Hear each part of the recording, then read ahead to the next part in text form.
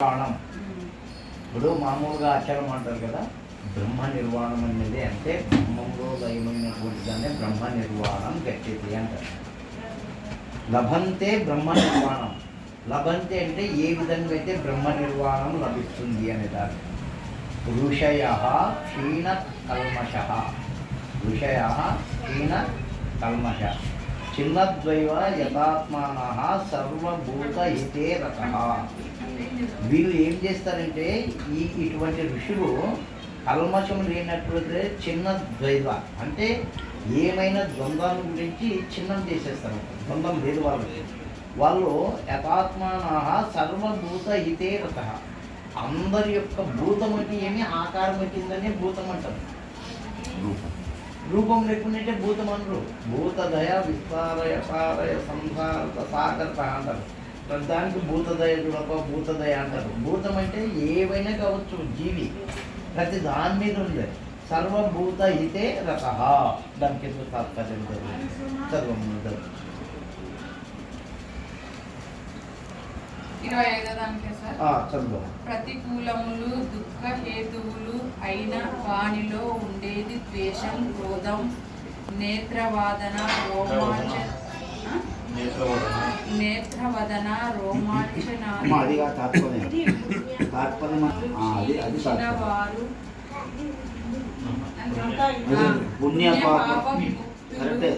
సంశయరహితులు, సంశయత చిత్తులు, సర్వభూత కళ్యాణ నిరతులు అయిన సన్యాసులు ఈ జీవితంలోనే బ్రహ్మ నిర్వాణాన్ని పొందుతారు. ఇది చదవాలి ఎట్లా? పుణ్యపాప విముక్తులు, సంశయరహితులు, సంయత చిత్తులు, సర్వభూత కళ్యాణ నిరతులు అయిన సన్యాసులు ఈ జీవితంలోనే బ్రహ్మ నిర్వాణాన్ని పొందుతారు. అంటే మనకి 4 ఉన్నాయి: సారూప్యము, సామీప్యము, సాయుధ్యం. బ్రహ్మ నిర్మాణంలో పొందినారంటే సర్వానికి ఏమిటంటే వ్యాపకం. విష్ణువు అంటే వ్యాపకం అని. వీళ్ళు కూడా బ్రహ్మ నిర్మాణం పొంది కూడా వాళ్ళు కూడా వ్యాపకమై ఉంటారు. వాళ్ళు ఎక్కడ ఉంటారంటే అన్ని చోట్ల ఉంటారు. చాలామంది ఏమంటారంటే శశిరేమున్న గురువే కదా, నువ్వు కాదని చెప్పగా నీ సంకల్పం చేతనే వాళ్ళు ఎటువంటి ఋషులు అంటే బ్రహ్మ నిర్వాణం పొందినారు కాబట్టి వాళ్ళు ఎక్కడ పడితే అక్కడ వాళ్ళు రావాలనుకుంటే వస్తారు, చేయాలంటే చేస్తారు, స్పృశించాలంటే స్పృశిస్తారు, రూపం దాల్చాలంటే రూపం దాల్స్తారు. నీ భావం బలంగా ఉండాలి. అందుకనే బ్రహ్మ నిర్వాణము అంటారు. ఏం లేవు వాళ్ళకి సంశయ చిత్తం కానీ ద్వంద్వాలు కానీ ఇంకోటి ఉండేది ఒకటే. అంటే సాయుధ్యం అంటే ఏమిటి? పొందడం. సాలోక్యం అంటే దేవుని రూపంలో ఉండడం, నువ్వు దేవుని రూపంలో కావడం. సాలోక్యం, సారూప్యం, సామీప్యం దేవునికి సమీపంలో ఉండడం. సాయుధ్యం అంటే కలిసిపోవడం. ఇంకా దేవుళ్ళు కలిసిపోయినాక ఆయనదే గురువే విష్ణు, శివే గురువు, గురువే శివుడు, హరుడే గురుడు, గురుడే దీన్ని బ్రహ్మ నిర్వాణం. ఇంకొక శ్లోకము పేజీ నెంబర్ నేను చెప్తానమ్మా. 151 17వ అధ్యాయం 151వ పేజీ. సార్ అధ్యాయం యుక్తాహార విహారస్య. యుక్తాహార విహారస్య యుక్త చేష్టస్య కర్మసు యుక్త స్వప్న బోధస్య యోగో భవతి దుఃఖః.